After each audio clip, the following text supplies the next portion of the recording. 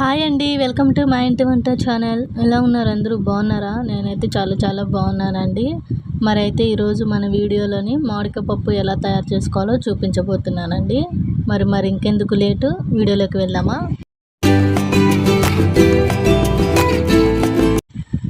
అయితే ఇక్కడ కుక్కర్లోని నేను 2 గ్లాసెస్ ఆఫ్ కందిపప్పు తీసుకున్నానండి. 2 గ్లాసెస్ కందిపప్పుని శుభ్రంగా 2 టైమ్స్ వాష్ చేసుకొని వాటర్ వేసుకున్నాను. ఓకేనా. వాటర్ వచ్చేసి 2 గ్లాసెస్ కందిపప్పుకి 5 గ్లాసెస్ వాటర్ వేసుకున్నాను. అండ్ అలాగే ఇక్కడ 3 మీడియం సైజు టొమాటోస్, 3 పచ్చిమిర్చిని కట్ చేసుకొని ఇందులో వేసుకోవాలి మనం. తర్వాత ఒక పిరికెడు కరివేపాకు అండ్ కొంచెం కారం వేసుకోవాలి. ఒక 2 స్పూన్స్ కారం వేసుకోవాలి. అలాగే 1/2 స్పూన్ పసుపు వేసుకోవాలి. దాని తర్వాత 1 స్పూన్ ఆయిల్ వేసుకోవాలి. ఇవన్నీ వేసుకున్న తర్వాత ఒకసారి గరిటెతోని అంతా కలుపుకోవాలి. ఈ పప్పులోని వాటర్లోని అంతా కలిసే విధంగా అంతా కలుపుకొని ఒకసారి మనం ఇప్పుడు కుక్కర్ మూత పెట్టేసుకొని స్టవ్ ఆన్ చేసుకుందామండి. ఓకేనా. దీన్ని మంచిగా ఉడికించుకోవాలి. ఇప్పుడు మనం స్టవ్ మీద పెట్టుకొని, చూసారు కదా, స్టవ్ ఆన్ చేసుకొని 3 విజిల్స్ హై ఫ్లేమ్లో రానిచ్చుకోవాలి. ఆ తర్వాత సిమ్లో పెట్టుకొని మళ్ళీ 2-3 విజిల్స్ సిమ్లో రానిచ్చుకున్నాక స్టవ్ ఆఫ్ చేసుకుందాం. చూసారు కదండి పప్పు ఎలా ఉడికిందో. ఇప్పుడు ఈ పప్పు ఉడికిన తర్వాత చల్లారిపోయిన తర్వాత 1 స్పూను సాల్ట్ వేసుకోవాలి. వేసుకొని దీన్ని మంచిగా మెత్తగా మెదుపుకోవాలన్నమాట. ఓకేనండి. పప్పు అంతా మెత్తగా మెదుపుకోవాలి. చూసారు కదా, ఇలా మెదుపుకున్న తర్వాత కొంచెం సాల్ట్ చూసుకోవాలండి. సరిపోలేదు, నాకు కొంచెం సాల్ట్ పడుతుంది కాబట్టి నేను ఇక్కడ ఒక 1 స్పూన్ వరకు సాల్ట్ వేసుకుంటున్నాను. వేసుకొని ఒకసారి ఇలా మెదుపుకోవాలి.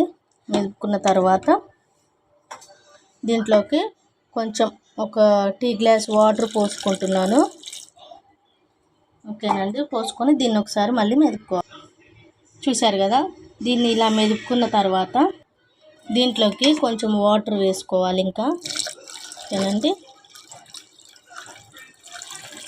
ఇలా 1 గ్లాస్ వాటర్ వేసుకోవాలి. వేసుకున్న తర్వాత దీన్ని ఒకసారి కలుపుకొని గరిటెతోని స్టవ్ ఆన్ చేసుకుందాం. స్టవ్ పైన పెట్టుకొని. ఓకేనండి. చూసారు కదా, దీన్ని ఒకసారి ఇలా కలుపుకొని ఇక చూడండి, ఇలా కొంచెం థిక్గా ఉండేటట్టు వాటర్ వేసుకొని ఒకసారి కలుపుకొని దీన్ని ఉడికించుకోవాలి. మీడియం ఫ్లేమ్లో పెట్టుకొని స్టవ్ని ఉడికించుకుందామండి. ఇప్పుడు మనం మరోవైపు తాలింపు వేసుకుందాం. చూసారు కదా, పక్కన మరొక ప్యాన్ పెట్టుకొని స్టవ్ ఆన్ చేసుకొని 2 స్పూన్స్ ఆయిల్ వేసుకోవాలి. ఓకేనండి.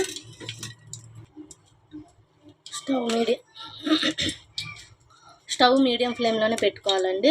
ఆయిల్ కొంచెం హీట్ అయిన తర్వాత 1 టేబుల్ స్పూన్ తాలింపు గింజలు వేసుకోవాలి. ఓకేనా. వేసుకొని ఒకసారి ఇలా కలుపుకుందాం. తాలింపు గింజలు మంచిగా ఫ్రై అవ్వాలండి. ఇవి కొంచెం ఫ్రై అయిన తర్వాత 4 నుంచి 5 వెల్లుల్లిపాయలు ఇలా కొంచెం దంచుకొని ఇందులో వేసుకోవాలి. వేసుకొని ఒకసారి కలుపుకుందాం. ఓకేనండి. ఇప్పుడు ఇవి కూడా లైట్గా ఫ్రై అయిన తర్వాత దీంట్లోకి ఒక మీడియం సైజ్ ఆనియన్ కట్ చేసుకొని వేసుకోవాలి. అలాగే ఒక పిరికెడు కరివేపాకు కూడా వేసుకోవాలి. ఇప్పుడు ఒక చిన్న సైజు మామిడికాయని ఇలా చిన్నగా కట్ చేసుకొని పొట్టు తీసుకొని చిన్నగా కట్ చేసి ముక్కలుగా చేసుకొని తీసుకోవాలి. ఇప్పుడు ఈ మామిడికాయ ముక్కల్ని తాలింపులోకి వేసుకోవాలి. ఇలా ఆనియన్ లైట్గా మగ్గుతున్నాయి. ఇలా మగ్గుతున్నప్పుడు దీంట్లోకి మనం కట్ చేసి తీసుకున్న మామిడికాయ ముక్కల్ని వేసేసుకోవాలి. ఓకేనండి. ఇప్పుడు ఒకసారి దీన్ని కలుపుకుందాం. ఇప్పుడు ఈ ఆనియన్స్ అంతా లైట్ గోల్డెన్ కలర్లోకి వచ్చే వరకు ఫ్రై చేసుకుంటే ఈ ఆనియన్స్ అలాగే ఆనియన్స్తో పాటు ఈ మామిడికాయ ముక్కలు కూడా మంచిగా ఉడికిపోతాయి అన్నమాట. ఓకేనండి. అలాగే దీంట్లోకి ఒక 5 నుంచి 6 ఎండుమిరపకాయలు కూడా వేసుకోవాలి. వేసుకొని ఒకసారి దీన్నంతా కలవదిప్పుకోవాలి.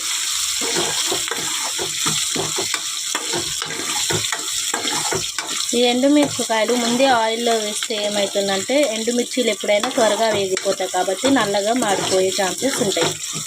కాబట్టి అన్నీ వేసుకున్న తర్వాత వేసుకుంటే ఆ టైంలోనే ఆ వేడికి ఆ గ్యాప్కి మంచిగా ఉడుకుతాయి మాడకుండా. ఓకేనండి. ఇప్పుడు మనం ఇంతకుముందు పెట్టుకున్న ఈ పప్పును చూసారా ఎలా ఉడికిపోతుందో మంచిగా. ఇప్పుడు దీన్ని ఒకసారి ఇలా కలుపుకుందాం.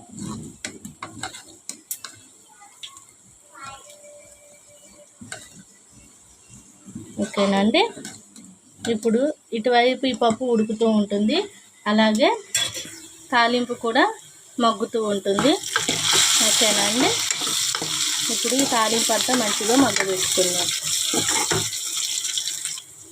చూశారు కదండి తాలింపు అంతా ఎలా మగ్గిపోయిందో. ఆనియన్స్ కూడా మంచిగా గోల్డెన్ కలర్లోకి వచ్చేసాయి, అంతా మగ్గిపోయింది. ఇప్పుడు ఈ తాలింపుని మనం పప్పులోకి ట్రాన్స్ఫర్ చేసుకుందాం.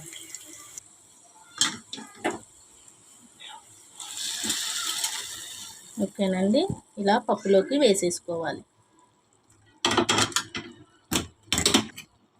చూసారు కదా, తాలింపు అంతా ఇందులోకి వేసుకున్న తర్వాత ఒక 5 మినిట్స్ దీన్ని ఇలాగే ఉడికించుకోవాలి. ఇప్పుడు దీంట్లోకి మనం ఇంట్లో పట్టి తీసుకున్న గరం మసాలా పౌడర్ని వేసుకోవాలి. ఒక 1/2 స్పూన్ వేసుకోవాలండి. వేసుకొని దీన్ని ఒకసారి ఇలా కలుపుకుందాం.